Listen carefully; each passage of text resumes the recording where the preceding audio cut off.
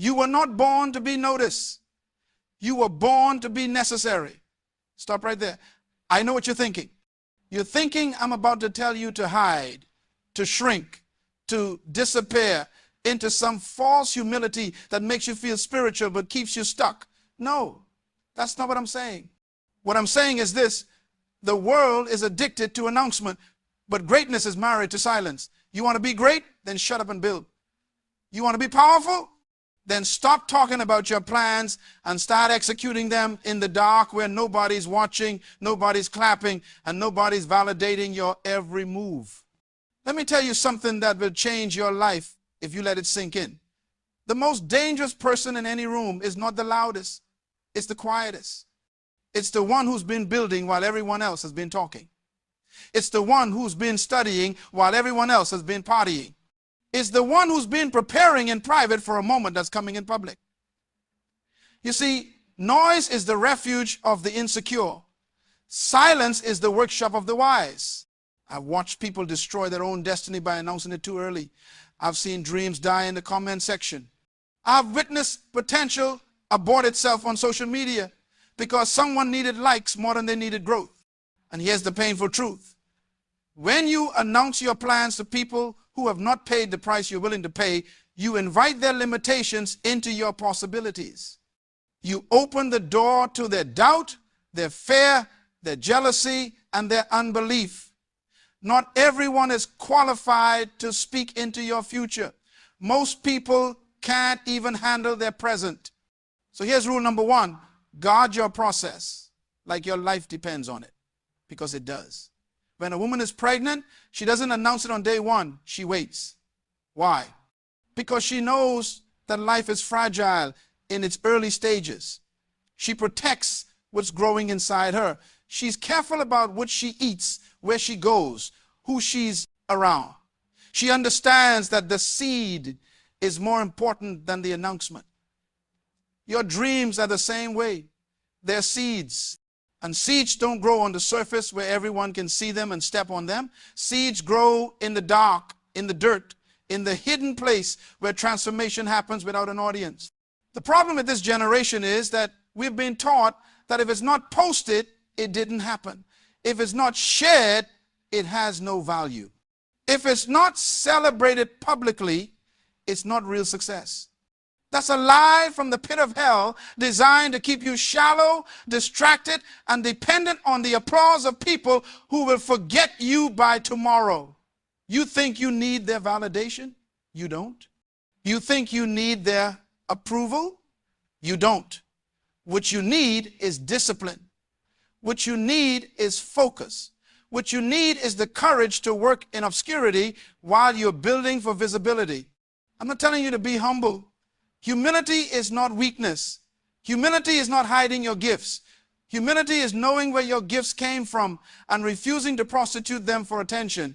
There's a difference between confidence and arrogance. Confidence says, I know who I am, and I don't need to prove it to you. Arrogance says, I need you to know who I am because I'm not sure myself. Let me take you somewhere. Imagine a lion in the jungle.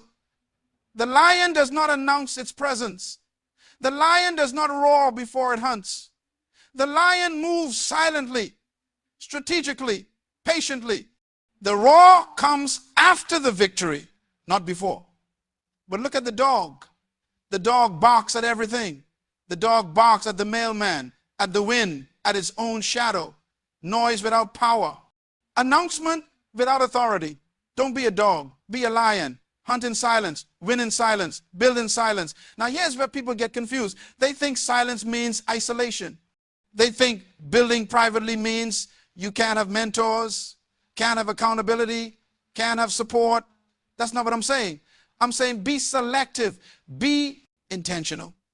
Show your work to people who have the capacity to add to it, not subtract from it. Show your blueprint to builders, not critics. Share your vision with visionaries, not spectators. There's a difference between getting counsel and getting commentary. Counsel sharpens you. Commentary distracts you. Rule number 2, stop seeking permission from people who don't understand your assignment. You were designed by a manufacturer who put specific gifts, talents, abilities, and potential inside you. You are not random. You are not an accident. You are not a mistake. Even if your parents didn't plan you, there was a purpose that called you into existence. That purpose is your assignment. And here's what you need to understand about assignments. They're specific. They're customized. They're unique. What you're called to do, nobody else can do exactly the way you can do it. Your fingerprint is different from every other fingerprint in history. Your DNA is different. Your voice is different. Your perspective is different. So why are you trying to get approval from people who aren't even on your path? I've seen incredibly gifted people waste decades of their lives waiting for someone to tell them they're ready, waiting for someone to give them a chance, waiting for someone to open a door. And meanwhile, they have the tools to build their own door, but they're too busy knocking on someone else's. Let me tell you something that's going to sting a little bit. If you're waiting for permission, you're living below your potential. If you need validation to start, you're not ready to finish. If you need someone to believe in you before you believe in yourself, you're setting yourself up for disappointment. Now, don't misunderstand me. I believe in mentorship. I believe in learning from those who've gone before you. I believe in honoring those who've paid the price. But there's a big difference between learning and limiting yourself. There's a big difference between respecting wisdom and rejecting your own voice. You can learn from someone without becoming a copy of them. You can honor their journey without abandoning yours. Here's what happens when you seek too much permission.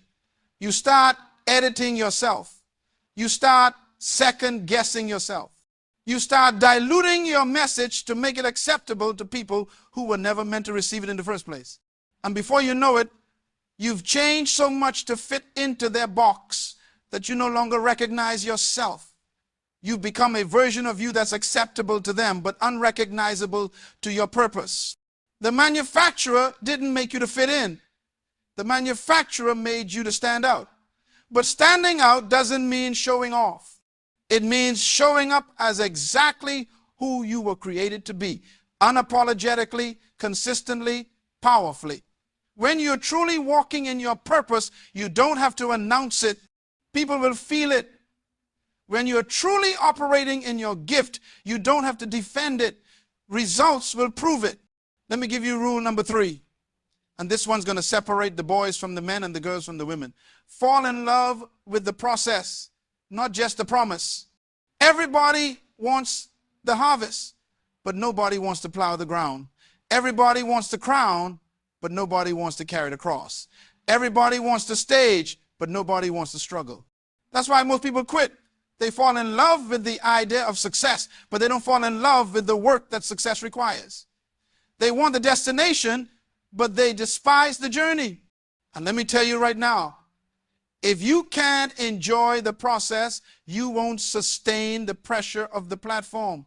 Success is not an event. Success is not a moment. Success is a lifestyle.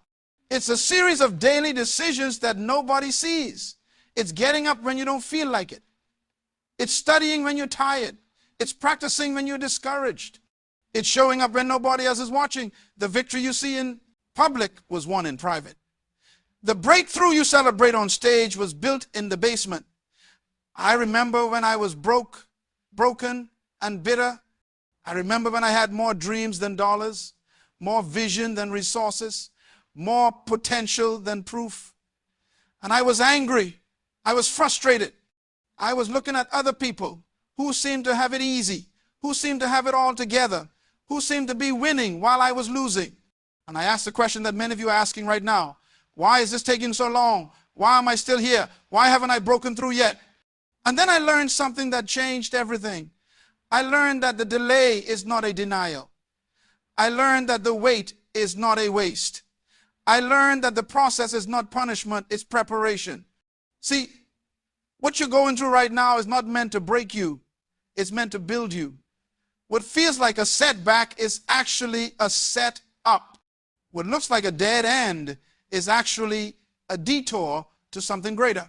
But here's the key. You have to shift your perspective. You have to stop seeing the process as something you have to endure and start seeing it as something you get to experience. Every challenge is teaching you something. Every obstacle is training you for something. Every closed door is protecting you from something. You're not stuck. You're being prepared. You're not forgotten. You're being positioned. Think about a seed. When a seed is planted in the ground, it doesn't look like progress. It looks like burial. It looks like death. It looks like the end. The seed is surrounded by darkness, by dirt, by pressure. But what's happening in the dark is far more important than what people see in the light. The seed is breaking open. The seed is changing form. The seed is developing roots. And those roots are going deep, anchoring the seed so that when the tree grows, it can withstand the storms. You in the seed stage. And I know it doesn't feel good. I know it doesn't look good. I know you're tired of the darkness, tired of the pressure, tired of being underground. But if you come up too soon, you'll abort your harvest. If you rush the process, you'll ruin the product. The tree you're becoming requires the roots you're developing. The height you're going to reach requires the depth you're going through.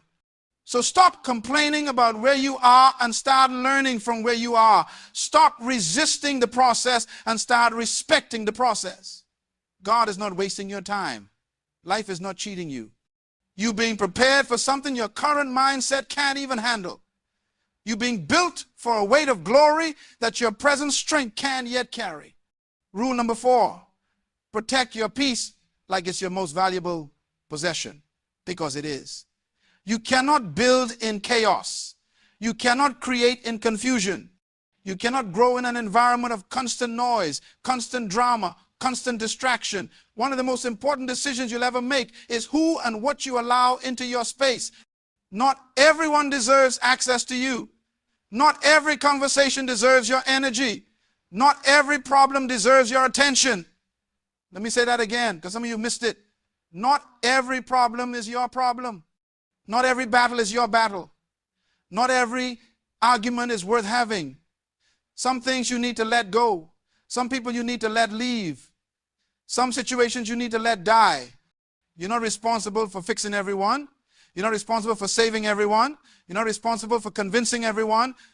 Your job is to steward your own life well, to protect your own peace fiercely, to guard your own energy wisely. I've watched talented people destroy their potential because they were too accessible. They were too available. They gave too much of themselves to too many people who didn't value what they were receiving. They let everyone in. They let everyone speak. They let everyone dump their problems, their pain, their negativity into their space. And then they wondered why they were so exhausted, so overwhelmed, so stuck.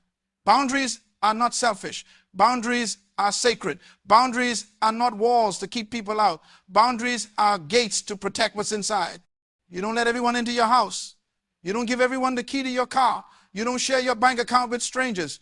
So why do you share your mind, your emotions, your time, your energy with people who haven't earned the right to access them? Some relationships are draining you. Some environments are limiting you.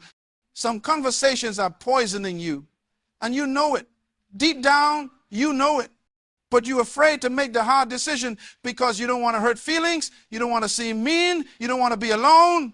Let me tell you something. Loneliness is better than bad company. Silence is better than toxic conversation. Peace is better than popularity. Jesus had 12 disciples, but only 3 went with him to the mountain. He loved everyone, but not everyone had the same access. He served the multitudes, but he retreated from the multitudes. He knew how to be present without being depleted. He knew how to give without giving everything. He protected his peace so he could fulfill his purpose. You need to do the same. You need to create space for yourself. You need to guard your mornings. You need to protect your mind. You need to be selective about what you watch, what you listen to, what you consume. Everything you allow into your ears is planting seeds in your heart. Everything you allow into your eyes is shaping your vision. Everything you allow into your space is influencing your spirit. Choose wisely. And here's the hard part. Sometimes the people you need to distance yourself from are people you love. Sometimes the relationships you need to reevaluate are relationships that once served you but are now stalling you. People grow at different paces. People move in different directions. And that's okay. You can love someone from a distance. You can honor someone without being bound to them. You can appreciate the season you shared without forcing a season that's over. Guilt will keep you stuck. Obligation will keep you stagnant. But wisdom will set you free. It's not cruel to outgrow people. It's not mean to move forward. It's not selfish to prioritize your peace. It's necessary. It's survival. It's stewardship. Now here's the final rule, and this is the one that ties everything together. Commit to becoming who you are, not what they expect. The greatest tragedy in life is not death. The greatest tragedy in life is living your entire life as someone else. The greatest waste is not failure. The greatest waste is succeeding at something you were never called to do. The greatest pain is not rejection. The greatest pain is accepting yourself based on someone else's rejection. You were born as an original, but most people die as a copy. They spend their whole lives trying to be someone else, trying to fit someone else's mold, trying to meet someone else's expectations. And in the process, they lose themselves. They forget who they are. They forget why they're here. They forget what they were created to do. Listen to me carefully. You are not here to live up to anyone's expectations. You are not here to fulfill anyone's agenda. You are not here to become what your parents wanted, what your friends expected, what society demanded. You are here to discover who you were before the world told you who to be. You are here to uncover the person you were designed to become before fear, before doubt, before comparison convinced you to be someone else. The enemy of your destiny is not opposition. The enemy of your destiny is imitation. When you try to be like someone else, you insult your Creator. When you copy someone else's path, you abandon your own. When you measure your worth by someone else's standard, you reject the value you were given at birth. You don't need to be like them. You need to be like you. The world doesn't need another copy.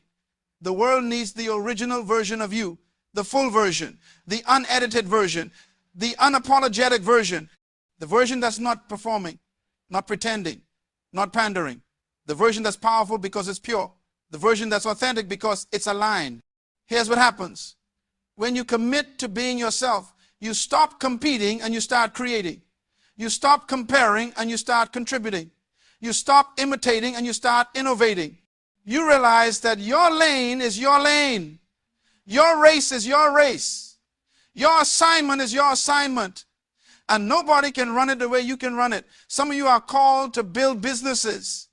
Some of you are called to build families. Some of you are called to build movements. Some of you are called to build people.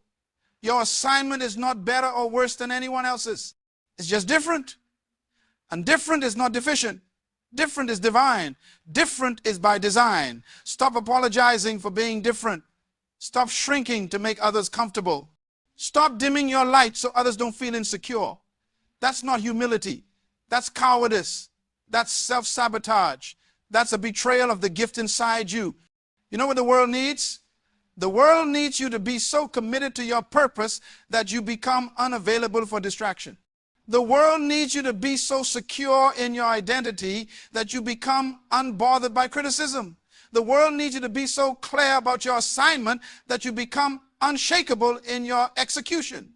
I'm not telling you this will be easy. I'm telling you it will be worth it. I'm not telling you everyone will understand. I'm telling you the right people will recognize you. I'm not telling you the road will be smooth. I'm telling you the destination will be significant. Building yourself silently is not about hiding. It's about refining. It's about becoming so skilled, so prepared, so excellent that when your moment comes, you're ready. It's about investing in yourself when nobody's watching, so that when everyone's watching, you don't crumble under the pressure. It's about doing the work in private so you can handle the weight in public. You see, the crowd doesn't see the sacrifice. The audience doesn't see the struggle. The spectators don't see the sleepless nights, the rejected proposals, the closed doors, the financial pressure, the emotional breakdowns, the moments when you wanted to quit, they only see the result. They only see the success. They only see the breakthrough. And that's okay.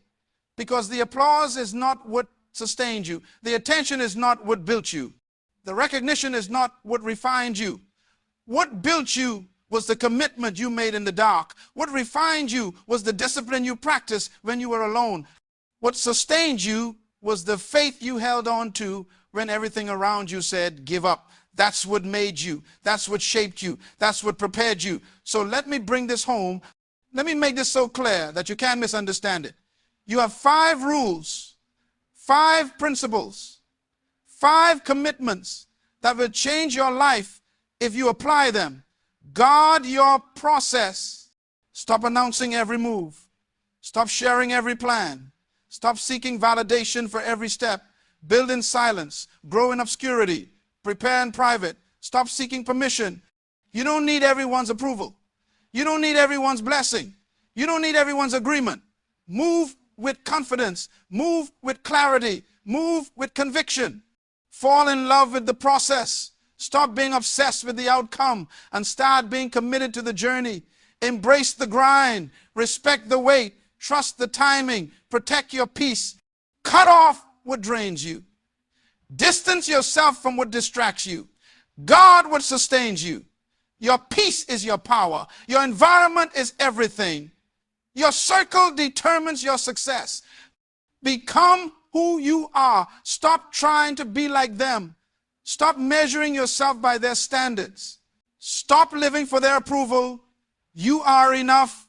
You are ready. You are called. These 5 rules are not suggestions. They're requirements. They're not optional. They're essential. If you want to build a life that matters, if you want to create something that lasts, if you want to fulfill the purpose you were born for, you have to commit to these principles. And let me tell you what's going to happen when you do. You're going to lose some people. Some people won't understand why you're not as available as you used to be. Some people won't like that you're no longer seeking their approval. Some people will call you proud, arrogant, distant. Let them. You're not building for them. You're building for your future. You're building for your children. You're building for the people who need what only you can create. You're going to face opposition. There will be moments when you question yourself. There will be days when you feel alone. There will be seasons when you wonder if it's worth it. In those moments, remember this. The pain you feel today is building the strength you'll need tomorrow. The struggle you're facing now is preparing you for the success you'll handle later. The test you're taking currently is training you for the testimony you'll share eventually. Don't quit. Don't stop. Don't give up. You're closer than you think. You're stronger than you know. You're more prepared than you realize. The breakdown you experienced was actually a breakthrough in disguise. The disappointment you faced was actually a divine appointment to redirect you. The delay you're frustrated with is actually a divine strategy to protect you. Everything is working together. Everything is working for you. Everything is working in your favor, even when it doesn't look like it, even when it doesn't feel like it. Trust the process. Trust the timing. Trust the plan. You were not born to blend in. You were born to stand out. You were not created to follow. You were created to lead. You were not designed to be ordinary. You were designed to be extraordinary. And extraordinary doesn't mean flashy. Extraordinary means exactly what the word says. Extraordinary. Beyond ordinary. Above ordinary. More than ordinary. So build yourself silently. Build yourself strategically. Build yourself seriously. Work when they're sleeping. Study when they're scrolling. Prepare when they're partying. Invest when they're spending. Save when they're splurging. Grow when they're coasting. And one day, not too far from now, they're going to look up and see you standing in a place they didn't even know existed. They're going to ask you how you got there. And you're going to smile. Because you remember the nights they don't know about. You remember the sacrifices they didn't see. You remember the prayers they didn't hear. You remember the work you did in silence while they were making noise. That's the power of building silently. That's the beauty of trusting the process. That's the reward of becoming who you are. You don't have to announce your greatness. Your life will declare it. You don't have to defend your calling. Your fruit will prove it.